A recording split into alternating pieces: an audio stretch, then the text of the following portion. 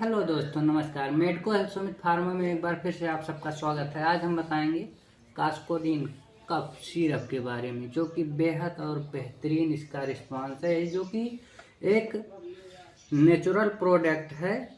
तुलसी का सिरप है।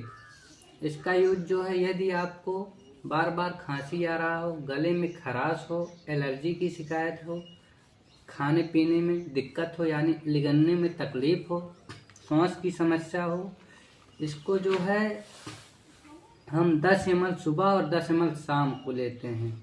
इसका बहुत ही बढ़िया और बेहतर रिस्पांस है। कास्कोडीन कफ सिरप का विद तुलसी फ्लेवर सिरप है, जो कि बहुत ही अच्छा और बेहतर रिस्पांस। Thank you.